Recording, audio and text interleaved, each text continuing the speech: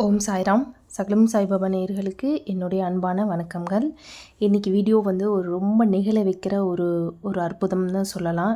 எப்போ அப்படின்னா, ஜஸ்ட்டு ரீசெண்டாக நடந்த நம்ம சச்சரதம் பாராயணம் ராமநவமிக்கு தொடங்கணும் இல்லையா, அப்போ நடந்த ஒரு அற்புதம், நெகிழ வைக்கும் அற்புதம். ஸோ ரொம்ப ரொம்ப அழகான ஒரு விஷயத்தை தான் நம்ம பார்க்க போகிறோம். சச்சரதம் ஏன் படிக்கணும், சச்சரதம் படிக்கிறதுனால என்ன நன்மைகள், என்ன பிரச்சனைகள் வருது, அப்படி வந்தால் பாபா எப்படி வந்து காப்பாற்றுறாரு அப்படிங்கிற ரொம்ப ரொம்ப பவர்ஃபுல்லான ஒரு மெசேஜோடு தான் இந்த வீடியோ இருக்க போகுது. ஸோ ஸ்கிப் பண்ணாமல் முழுசாக பாருங்கள். வீடியோக்குள்ளே போகிறதுக்கு முன்னாடி வீடியோவை மறக்காமல் லைக் பண்ணிடுங்க, உங்கள் ஃப்ரெண்ட்ஸ் கூட ஷேர் பண்ணிடுங்க, அண்ட் சேனலை இன்னும் சப்ஸ்கிரைப் பண்ணல அப்படின்னா சப்ஸ்கிரைப் பண்ணிக்கோங்க. இப்போ நம்ம வீடியோக்குள்ளே போகலாமா? வணக்கம், இது சகலமும் சாய்பாபா. ஸோ நான் சொல்ல போகிற இந்த அற்புதம் வந்து சாய் சச்சரிதத்தை தொட்டு தொடங்குகிற ஒரு நெகிழ வைக்கும் ஒரு விஷயம். எப்போவுமே பாபா வந்து நம்மளை சச்சரிதம் படிக்க சொல்கிறாரு அப்படின்னா, ஒன்று நம்ம கர்ம வினையை அழிக்க போகிறாரு, அப்படி இல்லைன்னா நமக்கு எதுவும் ஒரு பிரச்சனை வரப்போகுது, அந்த பிரச்சனையிலேருந்து நம்மளை காப்பாற்றுறதுக்காக தான் சச்சரிதம் படிக்க சொல்கிறாரு அப்படின்னு நான் நிறையா வாட்டி சொல்லியிருக்கேன். இதுக்கான உதாரணமாக இப்போ ஒரு சம்பவத்தை நீங்கள் கேளுங்க. நம்ம வந்து ராமநவமிக்கு சாய் சச்சரித பாராயணம் வந்து நம்ம தொடங்குகிறோம். குரூப் பாராயணம் பண்ணலாம் அப்படின்னு ராமநவமிக்கு தொடங்குகிறோம். அப்படி ராமநவமிக்கு தொடங்கின அந்த குரூப்பில் வந்து ஒரு சப்ஸ்கிரைபர் அவங்க வந்து இந்த சாய் சகோதரி நம்மளுடைய குரூப்பில் வந்து ஜாயின் பண்ணுறாங்க. ஜாயின் பண்ணிவிட்டு அவங்க நம்ம சொன்ன பாரி அவங்களால படிக்க முடியலை. தினம் ஒரு 5 அத்தியாயம் படிக்கணும்னு சொல்கிறேன், பட் அவங்களால படிக்க முடியலை. இந்த சாய் சகோதரி வந்து அவங்க வந்து 16 வருஷமாக பாபாவுடைய டிவோட்டியாக இருக்காங்க. அப்படின்னாலும் இன்ன வரைக்கும் சச்சரிதம் அப்படிங்கிறத அவங்க படித்ததே இல்லைன்னு சொல்கிறாங்க. இப்போ தான் ஒரு 1.5 வருஷமாக முன்னாடி தான் சச்சரிதத்தை வாங்கியிருக்காங்க. அவங்க வீட்டில் அந்த புக்கே இருக்குது, இருந்தாலும் அந்த புக்கை வந்து அவங்க இன்ன வரைக்கும் படித்ததில்லை. ஸோ ஒரு ஆர்வத்தில் அவங்க வந்து இந்த தடவையாவது நம்ம எப்படியாவது படிச்சிடணும்னு குரூப்பில் ஜாயின் பண்ணுறாங்க. குரூப்பில் ஜாயின் பண்ணாலும் ஒரு நாளைக்கு 5 அத்தியாயம் நான் படிக்க சொல்லியிருக்கேன், ஆனாலும் அவங்களால அதை படிக்க முடியலை. பட் அவங்க என்ன பண்ணுறாங்கன்னா, தினம் 5 படிக்க முடியல அப்படின்னாலும் தினம் ஒரு அத்தியாயமாவது நம்ம படிக்கணும் அப்படின்னு சொல்லிட்டு இவங்க கட்டாயமாக படிக்கணும் அப்படின்னு ஒரு சங்கல்பம் எடுத்து டெய்லி ஒரு சாப்டர் வந்து எடுத்து படிக்கிறாங்க. ஸோ பாராயணம், குரூப் பாராயணம் தொடங்கி 3வது நாள் பார்த்தீங்க அப்படின்னா, இவங்க 3வது நாள் பாராயணத்தில் இருக்காங்க. அப்போ அவங்க சச்சரிதம் படிச்சிருக்காங்க. இவங்க குழந்தைக்கு அப்போவே ஒரு முன்னத்த நாள்லேருந்தே ஃபீவர் இருந்திருக்கு. இவங்க பையனுக்கு 6 வயசு ஆகுது. அந்த பையனுக்கு ஃபீவர் இருந்திருக்கு. அவங்க மருந்து மாத்திரை சிரப்பெல்லாம் கொடுத்துருக்காங்க. பட் ஆனால் 3வது நாள் என்ன ஆகுது அப்படின்னா, திடீர்னு இவங்க பையனுக்கு ஃபிட்ஸ் வந்துடுது. ஃபிட்ஸ் வந்தோடனே இவங்க பதட்டமாகி பயந்து ஓடி போய் பையனை வந்து கையில் ஒரு பூட்டு எடுத்து கையில் வைக்கிறாங்க. கையில் கொடுத்துட்டு என்ன பண்ணுறது அப்படின்னு தெரியாமல் சாய்ராம் சாய்ராம் சாய்ராம் சாய்ராம்னு சொல்லிட்டு பயங்கரமாக வந்து கத்துறாங்க பாபா பேரை சொல்லி. பையனுக்கு ஃபிட்ஸ் வந்து அவன் வந்து நிலக்குலைஞ்சி இருக்கான், கண்ணெல்லாம் மேலே போயிடுச்சு, கையெல்லாம் விரைச்சிக்கிச்சு, காலெல்லாம் விரைச்சிக்கிச்சு அப்படின்னு சொல்கிறாங்க. அந்த நேரத்தில் அப்படி பையனை பார்த்தனும் என்ன பண்ணுறதுன்னு அவங்களுக்கு தெரியலை. ஸோ இவங்க பொண்ணு வந்து கொஞ்சம் பெரிய பொண்ணு, இவங்க பொண்ணு ஓடி வந்து பாபாவுடைய உதியை எடுத்து நெத்தியில் வச்சு விடுறாங்க. அப்போ தான் இவங்களுக்கு ஸ்ட்ரைக் ஆகுது. ஓடி போய் சச்சரிதத்தை எடுத்துகிட்டு வந்து பையன் மேலே வைக்கிறாங்க.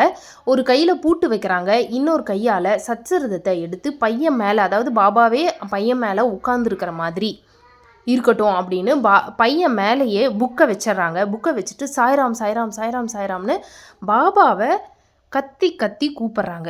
அந்த நேரத்தில் அவங்களுக்கு என்ன பண்ணுறதுன்னு தெரியலை அப்படின்னு சொல்கிறாங்க.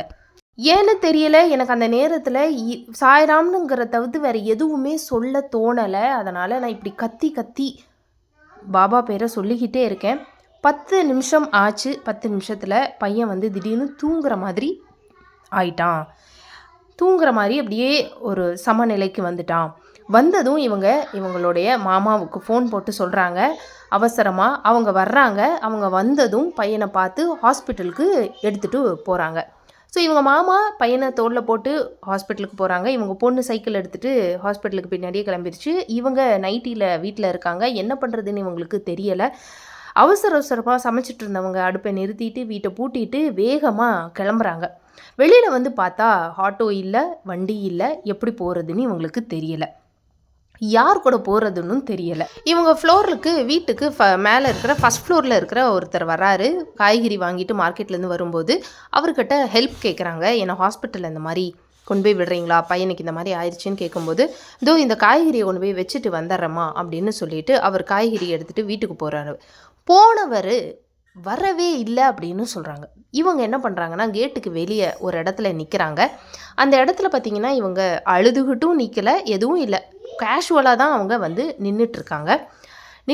இவங்க வெயிட் பண்ணிகிட்ருக்காங்க. என்னடா ஏதோ வரேன் அப்படின்னு சொல்லி போனவர் இன்னும் காணமே, எப்படி போகிறது, யார் கூட போகிறது, எப்படி ஹாஸ்பிட்டலுக்கு போய் சேர்றது அப்படின்னு இவங்களுக்கு தெரியாமல் இவங்க நின்றுக்கிட்டு இருக்கும்போது தான் அற்புதமான ஒரு விஷயம் நடக்குது. எங்கேருந்தோ ஒருத்தர் வராரு. ஒயிட் ட்ரெஸ் போட்டு, சந்தன பொட்டு, நெத்தியில் சந்தன பொட்டு வச்சுட்டு நேராக இவருக்கு இந்த சகோதரி கிட்ட வந்து நிற்கிறாராமாங்க. நின்னதும் கேட்குறாராம், ஏம்மா என்னாச்சு அப்படின்னு கேட்குறாரு. உடனே இவங்க வந்து இந்த மாதிரி பையனுக்கு நடந்ததை இவங்க சொல்கிறாங்க.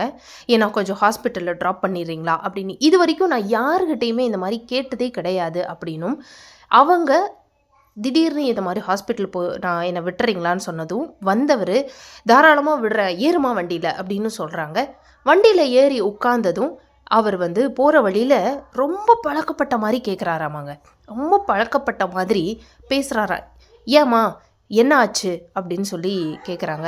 இவங்க திரும்பவும் அதை சொல்லும்போது, எதுக்கும் கவலைப்படாத, அதெல்லாம் ஒன்றும் ஆகாதுமா, பையன் நல்லா ஆயிடுவான், பையன் ஒன்றும் ஆக மாட்டான் அப்படின்னு சொல்கிறாரு.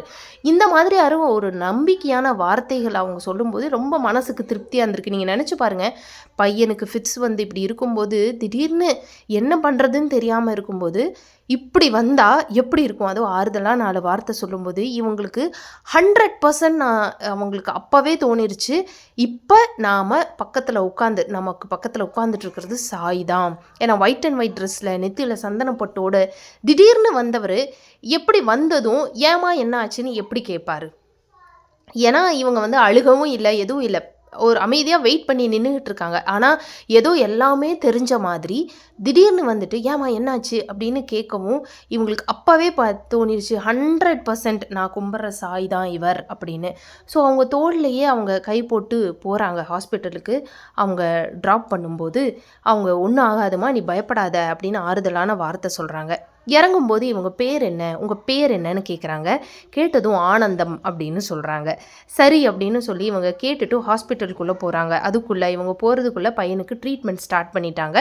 ஸோ ட்ரிப்ஸ் எல்லாம் இறக்கியிருக்காங்க, எல்லாமே பண்ணுறாங்க. இப்போ இவங்க வந்து யோசிக்கிறாங்க, என்ன ஆனந்தம்னு பேர் வைப்பாங்களா, யாராவது பாபாவுக்கு ஆனந்தம் அப்படிங்கிற பேருக்கும் ஏதாவது சம்மந்தம் இருக்கா, இல்லை அப்படின்னா ஆனந்தம் அப்படின்னு யாராவது பேர் வைப்பாங்களா. ஏன்னா இவங்க திரும்பவும் உங்கள் பேர் என்ன புரியாமல் ஆனந்த் அப்படின்னு சொன்னாங்களா, என்னன்னு சொன்னாங்கன்னு திரும்பவும் கேட்டிருக்காங்க. அதுக்கு அவர் திரும்பவும் ஆனந்தம் அப்படின்னு அழுத்தி சொல்லிட்டு போனாராம்.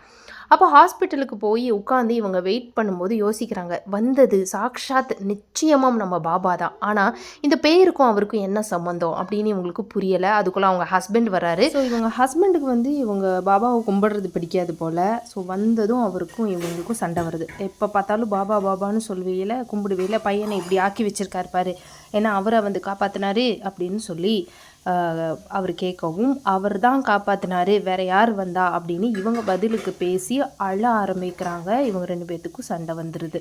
ஸோ இந்த மாதிரி அப்புறம் பக்கத்தில் இருக்கிறவங்க சமாதானப்படுத்தி இந்த சூழ்நிலைகள் வந்து கொஞ்சம் சரியாகுது. ஸோ சகோதரிக்கு வந்து பாபாவை பற்றி ஏதாவது பேசினாலே கோபம் வந்துடும் அப்படின்னு சொல்கிறாங்க. ஸோ இவங்களுக்கு அந்த ஸ்பாட்டில் என்ன அழுகை எதுக்காக வருது அப்படின்னா, அவங்க அப்போ தான் நினச்சிக்கிட்டு இருக்காங்க, எனக்கு வந்து பாபா தான் வந்து நம்மளை காப்பாற்றிருக்காரு, அதுவும் நேரடியாக வந்திருக்காரு, ஒயிட் ட்ரெஸ்ஸில் வராரு, சந்தனம் வச்சு வந்திருக்காரு அப்படின்னா நேரடியாக அவர் வந்திருக்காரு. ஹாஸ்பிட்டல் போக வழி இல்லாமல் எப்படி போகிறதுன்னு தெரியாமல் இருந்தபோது வண்டி எடுத்துகிட்டு வந்து வா அப்படின்னு ஹாஸ்பிட்டலில் கொண்டு வந்து இறக்கிட்டு போனது பாபா தான் அப்படின்னு அவங்க அந்த நிமிஷம் நினச்சிக்கிட்டு இருக்கும்போது, உன் பாபாவை வந்து காப்பாற்றினாரு அப்படின்னு கேட்டால் அவங்களுக்கு கோபம் வருமா இல்லையா. ஸோ அந்த மாதிரி ஒரு உத்வேகத்தில் அவங்க பாபா தான் காப்பாற்றினாரு அப்படின்னு சொல்லி இவங்க பதிலுக்கு சொல்லி ஒரு இஷ்யூ ஆகுது. ஸோ 100% அவங்க என்ன சொல்கிறாங்க அப்படின்னா, இந்த சூழ்நிலைகள் வந்து எல்லாத்தையும் க்ரியேட் பண்ணது, எனக்கு இந்த மாதிரி ஒன்று வரப்போகுது அப்படிங்கிறது ஒரு விஷயமா இருக்கலாம். இந்த சூழ்நிலையிலையும் நான் பாபாவை நம்புறேனா அப்படிங்கிறது பாபா எனக்கு வச்ச டெஸ்ட்டாக இருந்திருக்கலாம். இன்னொன்று, நான் இனி சத்சரிதம் படிப்பேனா அப்படிங்கிறதையும் அவர் வந்து என்னை செக் பண்ணி பார்த்துருக்கணும். அந்த மாதிரி அவர் வச்ச டெஸ்ட்டில் நான் பாஸ் ஆகிட்டேன். ஏன்னா அந்த இக்கட்டான சூழ்நிலையில் கூட அவங்க என்ன பண்ணியிருக்காங்க அப்படின்னு பார்த்தா, வாங்க சாய்ராம், வாங்க சாய்ராம், வாங்க சாய்ராம்னு சொன்னாங்களாமாங்க. இது வந்து உண்மையா பக்தியினுடைய உச்சத்துக்கு அவங்க போயிட்டாங்கன்னு தான் நான் சொல்வேன். நான் பதட்டமான சூழ்நிலையில நமக்கு எதுவுமே தோணாது. ஆனா, சத்சரிதத்தை எடுத்து அந்த பையனுடைய நெஞ்சு மேல வச்சு, வாங்க சாய்ராம், வாங்க சாய்ராம், வாங்க சாய்ராம்னு இவங்க அத கூவிக்கிட்டே இருந்திருக்கேன்னு சொல்றாங்க. அப்படி கூவுனதுக்கு பிரதிபலனா அவர் நிஜமாலுமே வந்துட்டாரு அப்படிங்கிறது தான் உண்மை. ஸோ அத்தனை தடவை நான் பாபா பாபான்னு கூப்பிட்டதுக்கு அவர் நிஜமாலுமே நீரில் கிளம்பி வந்திருக்காரு, என்னை கூப்பிட்டு ஹாஸ்பிட்டலில் விட்டுருக்காரு, சமாதானம் சொல்லியிருக்காரு. இன்ன வரைக்கும் நான் யாரு கூடயுமே இப்படி தெரியாதவங்களோட வண்டியில் ஏறி நான் போனதே இல்லை. ஆனால் இவர் கூட எப்படி போனேன்னு எனக்கு தெரியலை. சொந்தக்காரங்க கிட்ட பேசுகிற மாதிரி எப்படி அவ்வளோ பழக்கப்பட்ட மாதிரி அவர் என்கிட்ட பேசினார். நான் எப்படி அவருக்கு எல்லா விஷயத்தையும் சொன்னேன், இதெல்லாம் எப்படி நடந்ததுன்னு எனக்கு தெரியலை அப்படின்னு சொல்கிறாங்க. சரி, இது இதோட முடிஞ்சுதா? இல்லை. நம்ம எல்லாருமே ஒரு இக்கட்டான சூழ்நிலையில் உதவிக்கு வர்றவங்களையெல்லாம் இறைவன் அப்படின்னு தான் நம்புவோம். அது நம்மளோட நம்பிக்கையாகவே இருந்துட்டு போட்டுமே. ஆனால் வந்தது நான் தான் அப்படின்னு இறைவன் நம்மளுக்கு சுட்டி காட்டும்போது எவ்வளவு கூஸ்பம்பாக இருக்கும். அந்த மாதிரி இவங்க 100க்கு 200% நம்புகிறாங்க, வந்தது சாக்ஷாத் பாபா தான் அப்படின்னு நம்புகிறாங்க. அதை நிரூபணம் பண்ணுறாரு. எப்படி நிரூபிக்கிறாரு அப்படின்னா, இந்த சகோதரி வீட்டுக்கு போனதுக்கப்புறம் இவங்ககிட்ட வந்து ஒரு வேறு மாதிரியான ஒரு சச்சரித புக்கு இருக்குது, இன்னொரு புக்கு இருக்குது. அந்த ஒரு புக்கில் வந்து இவங்க படிச்சுக்கிட்டு எடுத்திருக்காங்க. எதுக்காக அப்படின்னா, வித்தியாசமான பேராக இருந்திருக்கே, வந்தவர் உங்கள் பேர் என்னன்னு கேட்டதுக்கு ஆனந்தம் அப்படின்னு சொன்னாரே. ஆனந்தம் அப்படின்னு யாராவது பேர் வைப்பாங்களா? ஆனந்துன்னு வைக்கலாம், இதுன்னா ஆனந்தம் அப்படின்னு வைப்பாங்களா அப்படின்னு யோசனை பண்ணிட்டு, வந்தது பாபாதானான்னு யோசிச்சுக்கிட்டே சரி அப்படின்னு ஒரு புக்கு, இவங்க சச்சரிதம் புக்கை வந்து ஓப்பன் பண்ணுறாங்க. அந்த புக்கில் பார்த்தீங்க அப்படின்னா ஒரு பேஜ், இப்போ நீங்கள் வீடியோவில் பார்க்குற இந்த பேஜை அவங்க பார்க்குறாங்க. அந்த பேஜில் சச்சிதானந்தம் அப்படிங்கிற அந்த வார்த்தைக்கு பெயர் விளக்கம் அதில் வந்து எழுதியிருக்கு. அதில் சத் தனியாக, சித் தனியாக, ஆனந்தம் அப்படிங்கிறத தனியாக வந்து எழுதியிருக்கு. ஸோ அதை பார்த்ததும் இவங்க பயங்கர ஷாக் ஆகுறாங்க. அதில் பாருங்கள், சத் சித் ஆனந்தம், சச்சிதானந்தம் அப்படின்னு இருக்குது. ஆனந்தம் அப்படிங்கிற அந்த பெயரை பார்த்தோன்னே அவங்களுக்கு எப்படி இருக்கும்னு நீங்கள் யோசிச்சு பாருங்கள். ஆனந்தம்னு பெயரா, இப்படி ஒரு பெயரா, அப்படி வித்தியாசமாக இருக்கே அப்படின்னு இவங்க யோசிக்கும்போது, ஆனந்தம்ங்கிற பேரில் வந்தது சாக்ஷாத் உன்னுடைய சச்சிதானந்த ஸ்வரூபமான இந்த சாய் மகாராஜ் தான் அப்படின்னு இந்த சச்சரிதம் மூலியமாக அவங்களுக்கு நிரூபிச்சுக்கிட்டு போயிருக்காரு. அப்படின்னா அப்பப்பா, இப்படி ஒரு மிராக்கிள் உங்ககிட்ட ஷேர் பண்ணுறதுக்கே எனக்கு அவ்வளோ சந்தோஷமாக இருக்குங்க உண்மையாக. இந்த சம்பவத்துக்கு அப்புறம் இவங்க இன்னும் ஊர்ஜிதமாக ஒரு சங்கல்பம் எடுக்கிறாங்க. என்னென்னா, நான் இனி சச்சரிதம் கட்டாயமாக படிப்பேன். இத்தனை வருஷமாக நான் படிக்கலை, ஆனால் இனி கட்டாயமாக நான் படித்து முடிப்பேன். தினம் 1, 2, 3ன்னு என்னால் முடிஞ்ச அளவுக்கு நான் படிப்பேன். என் பையன் குணமாகிற வரைக்கும் நான் படிப்பேன். என்றைக்குமே எனக்கு என் பாபா தான் எல்லாம் அப்படின்னு சொல்லி நினச்சி சந்தோஷப்பட்டு அவ்வளோ வந்து பூரிப்பாகி அவ்வளோ கண்ணீர் விட்டு அழுகிறாங்க. வாய்ஸ் நோட்டில் அப்படி அழுதாங்க அவங்க.